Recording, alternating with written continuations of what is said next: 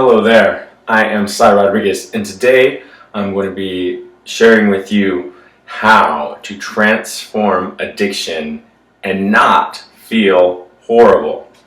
So, how are we going to do this? First of all, I just want to share with you an experience that I had last night, and then I'm going to give you the practical psychology for understanding addiction and how to deal with it in the time when the temptation is there so that you can overcome it and not feel horrible.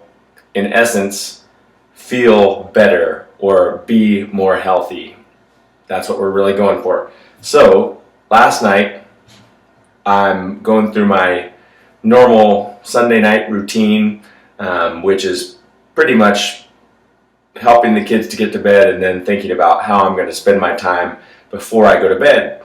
And many times I have taken an addiction and used it on Sunday night, only to find myself waking up the next morning feeling horrible. And luckily, most of the addictions that I've had I've overcome, like alcohol and marijuana and some other things as well, but I still have some other addictions, and one of them is a general addiction to caffeine. Now, I already did quit a couple of years ago coffee, or close to a couple of years ago, something like that. So it's not coffee, but yerba mate tea, which some people even think is good for you, and chocolate as well. So I always use the organic stuff, so it doesn't make it any better really if it's something that has control over you. So last night,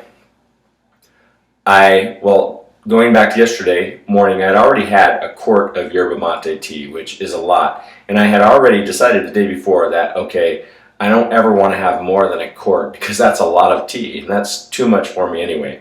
But I allowed myself to have that. But as the night came and I got excited that I was going to have a little time for myself, I started to think about, oh, I want another quart of yerba mate tea. So I knew that wasn't going to be good for me. I knew that it was going to cause me pain. So I thought about it, and I had some good insights, and I decided, okay, you know what I'm going to do? Instead, I'm going to have a smoothie that's made from greens, baby greens, some mixed baby greens, and bananas and water. And I'm going to have that instead of the tea. And I did. And the amazing thing is that I probably got to bed earlier as a result. I feel better today as a result. And I was inspired to make this video for you to tell you the psychology behind how I did this. And it does work, although I do understand that addiction is compulsive. So sometimes you're just going to want to have what you're going to want to have no matter what. And nobody's going to be able to tell you any different. You're not going to even be able to stop yourself. And so if you have a serious addiction, obviously, you probably need to get some help. But if it's something that's not so bad, something that you can continue doing, but you just want to feel better, then this is what I recommend doing. And here are the steps. The first step is to make a decision to reduce the amount of addictive substances you put into yourself. So for example, if you normally have several cups of tea throughout the day, then decide that you're only going to have a certain amount. Maybe you're going to go down to just one, and you're going to allow yourself to have that. And so have it early in the day. And then as the day goes on, do things that you like to do, but make up your mind that when that compulsion comes along, when you are going to want to have more and you know that it's not going to be good for you, have something that you're going to replace it with. So the second step is to do something healthy instead of having more of the addictive substance. So you already know that you are not going to feel better as a result of having the addictive substance again. So think about something that makes you feel good about yourself and decide to have that instead. Think of how you feel in the morning after you've had the addictive substance. Now think of how you feel after you've done something good for yourself in the morning. Think it all the way through.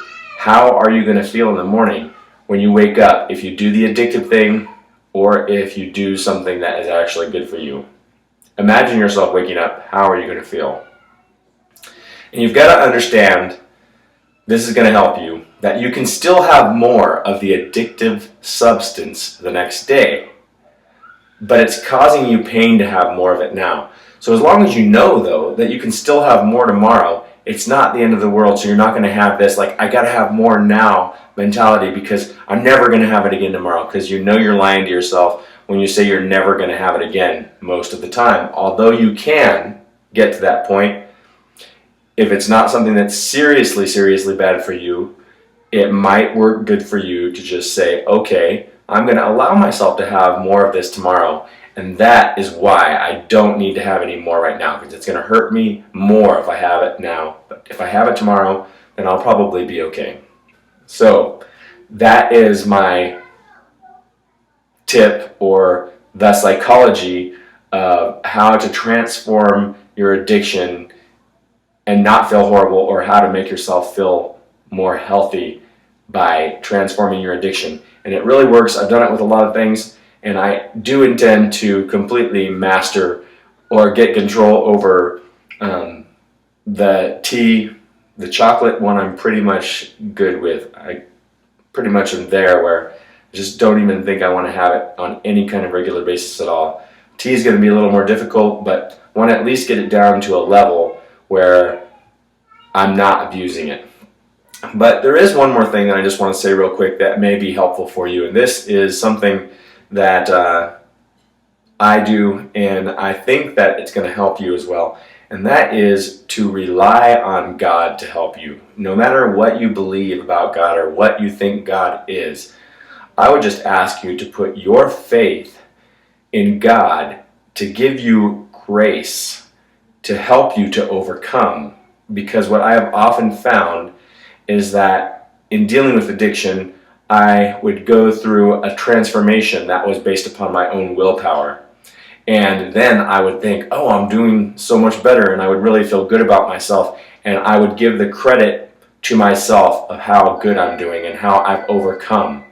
But for whatever reason, that always seems to end bad for me, and I know it does for a lot of other people who have been addicted as well. So I recommend saying that the grace of God allows me to overcome, and it isn't even you that's overcoming. You don't have to do it. You can rely on that grace of God, and that grace of God comes in that voice that's telling you what the right thing to do is, that's speaking to you, to your conscience, that's telling you, okay, you know what, you could do more of this, but you know you're going to feel horrible, and you've done this over and over and over again.